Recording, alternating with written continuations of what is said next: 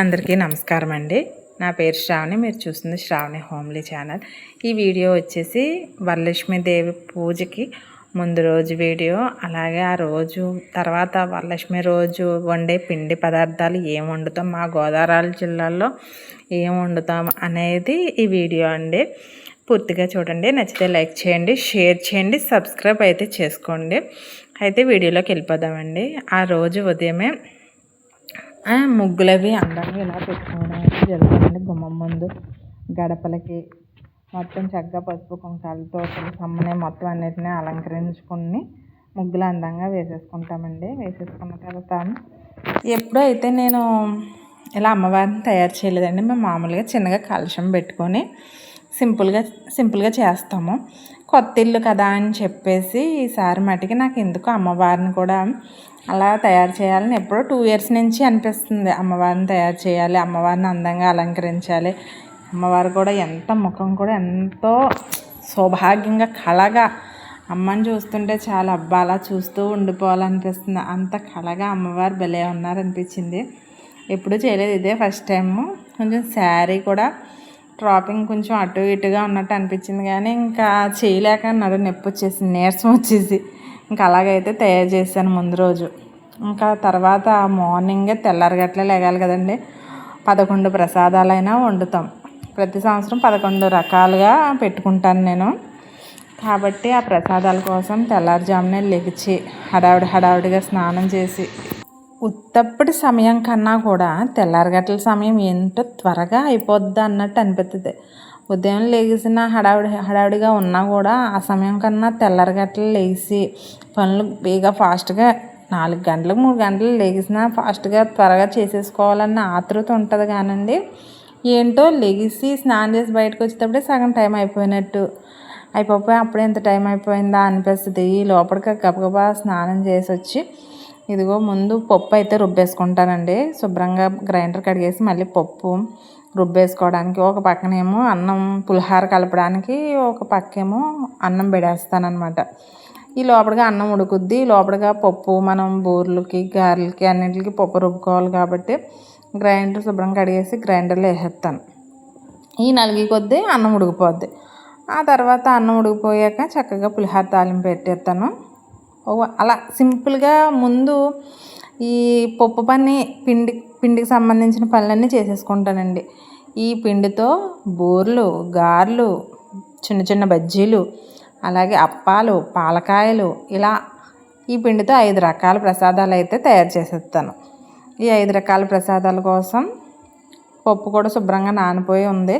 నేను కడిగేసి పెట్టేసుకొని చక్కగా ఆ పని అయితే చేస్తున్నాను. అయితే ఈ వరలక్ష్మి పూజకి అయితే నేనైతే ప్రత్యేకంగా 11 రకాలు వస్తాయండి. అన్నీ లెక్కేసుకుంటే 11 రకాలు వస్తాయి.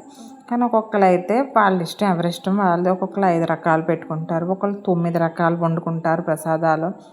ఎవరిష్టం వారిది. అమ్మకి ఇప్పుడంటే పూజలు ప్రతిరోజు రెగ్యులర్గా ఏదో పూజ, ఏదో తిథి విశేషం అనేవి కలుస్తూ ఉన్నాయి. కానీ యూట్యూబ్ రాని క్రితం అంతకుముందు పెద్దవాళ్ళు ఏంటంటే ఈ వరలక్ష్మి పూజ ఒకటి స్పెషల్గా చేసుకునేవాళ్ళు. మళ్ళీ తర్వాత ఏమో ఇక్కడ మా ఏరియాలో వచ్చేసి వినాయక చవితి అండి.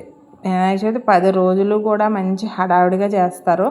ఒక్కొక్క రోజు ఒక్కొక్క వినాయకుడి దగ్గర భోజనాలే సరిపోద్ది. ఇంకా 10 రోజులు ఇంకా ఎవరికి వంట కూడా ఉండదు. అలా ఉంటుంది మా ఊర్లోనే వినాయక చవితి ఒకటి. ఇప్పుడు యూట్యూబ్ పుణ్యమా అంటే ప్రతిరోజు ఏదో ఒక పండగ, ఏదో ఒక పూజ. మంచిదేలేండి, పూజ చేసుకోవడం వల్ల మానసిక శారీరక ప్రశాంతత అయితే లభిస్తుంది. అలాగే మా న్యూ హౌస్లో నేను చేస్తున్న పూజ అండి. ఇది మా కిచెన్ అండి. అయితే న్యూ హౌస్లో కాబట్టి కొంచెం స్పెషల్గా చేసుకోవాలి, బాగా చేయాలి అని నేను అమ్మవారిని కూడా ఈసారి అసలు ఎప్పటి నుంచో అనుకుంటున్నాను, తయారు చేయాలి అనుకుంటున్నాను. కానీ బ్యాక్ పెయిన్ కారణంగా నేను అంతగా చేయలేకపోతున్నాను. కొంచెం అమ్మవారైనా ఎవరిని తయారు చేయాలన్నా కొంచెం టైం టేకింగ్ అనేది ఉంటుంది. శ్రద్ధగా ఫస్ట్ టైం చేసిన వాళ్ళకైతే ఇంకా ఎక్కువ టైం టేకింగ్ అనేది పట్టేద్ది. ఎందుకంటే ఫస్ట్ టైం కాబట్టి వాళ్ళకి అందులో మెలకువలు సులువులు తెలియవు. అదే చక్కగా ఒక 2-3 సార్లు కట్టేటప్పుడు, ఇప్పుడు నేను ఒకసారి కట్టానా దానిలో ఈజీ ఏంటి తర్వాత ఏంటి అన్నది నాకైతే తెలిసిపోద్ది. తర్వాత అయితే తెలీదు. కాబట్టి ఇప్పుడైతే నాకు ఈ చీర కట్టడం కూడా పర్లేదు, బాగానే ఉంది, ఈజీగానే ఉంది అనిపించింది. అమ్మవారికి కూడా చీర ముందు రోజే కట్టేసుకుంటానండి. ఎందుకంటే ఆ రోజు అసలు అయ్యో తెల్లారగట్ల ఈ పని అంతా చేసుకుంటానా. ఒక పక్క నుంచి ఏమో పిండి వంటలు అన్నీ వండుకోవాలి, అన్నీ చక్కపెట్టుకోవాలి. ఈ పని అయిన తర్వాత ఏమో మళ్ళీ పూజ గదికి వెళ్ళి అవన్నీ సామాన్లు అన్నీ అక్కడే ఉంటాయి. అదేంటో తెలియదు కానీ రామ ఒక 2 గంటల సర్దుకోవడం దగ్గరే అయిపోద్ది. ఇంకోండి ఇప్పుడేమో బూర్లకి అయితే పిండి అయితే కలిపి తడి చేసి ఉంచుతున్నాను. అయితే అన్ని వస్తువులు అక్కడే ఉంటాయి, అన్నీ దేవుడి గదిలోనే ఉంటాయి. కొన్ని ఏమో బయట నుంచి కొబ్బరికాయలు అరటిపళ్ళు అలాంటివన్నీ బయట ఉంటాయి. కానీ ఇవన్నీ అమ్మవారి దగ్గర అన్నీ ఆ పీఠం కడుక్కొని ముగ్గులు పెట్టుకొని ఇవన్నీ పూజ సామాన్లు అయిన చదవడానికి మ్యాక్సిమం నాకైతే 2 గంటలు టైం అయితే పట్టేద్దండి. ఈ లోపలికి నాకు అప్పటికి టైం అయిపోతూ ఉంటుంది. ఈ లోపల నీరసం వచ్చేస్తుంది. ఏమి తినం కదా, పూజ అయ్యే వరకు ఏమీ తినము. అందువల్ల ఏమవుతుందంటే నీరసం వచ్చేద్ది. ఓ పక్క నుంచి వంట ఏమో ఒక 2 గంటల దాకా వంట పడుతుంది. 2 గంటలు అలంకరించుకోవడం అవుతుంది. ఆ తర్వాత మళ్ళీ మనం ఫ్రెష్ అయ్యి వచ్చి అప్పుడు పూజ చేసుకున్నప్పుడు నిజం చెప్పాలంటే పూజ చాలా సింపుల్గా అయిపోద్దండి. ఈ ఒక వరలక్ష్మి పూజ ఒక నెల ఉందన్నగాంచి కూడా ఇంటి పనులు సరిపోతాయి. ఇంటి పనులు మొత్తం ఇండ్లు మొత్తం క్లీనింగ్ చేసేసుకుంటాం. నెల ఉందన్న కాంచి వరలక్ష్మి పూజ వస్తుంది, వరలక్ష్మి పూజ వస్తుంది, వరలక్ష్మి పూజ వస్తుంది అనుకోవడమే సరిపోద్ది. అంటే అప్పటి నుంచి మనం పూజ అనేది చేస్తున్నామని అర్థం అండి. వరలక్ష్మి పూజ నెల రోజుల నుంచి అమ్మని తలుచుకుంటూనే ఉంటాము. వరలక్ష్మి డే పూజ వస్తుంది, వరలక్ష్మి పూజ ఇలా చేయాలి అలా చేయాలి అనుకుంటూనే ఉంటుంది. ఇదంతా కూడా పూజేనండి. ఇక్కడ మనం ఈరోజు చేసే ఒక అరగంట గంట పూజ కాదు. ఒక నెల నుంచి ఒక్కొక్కరు 2 నెలల నుంచి ఇల్లంతా సర్దుకోవడం, క్లీనింగ్ చేసుకోవడం ఇదంతా కూడా పూజలో భాగంగానే ఉంటుంది.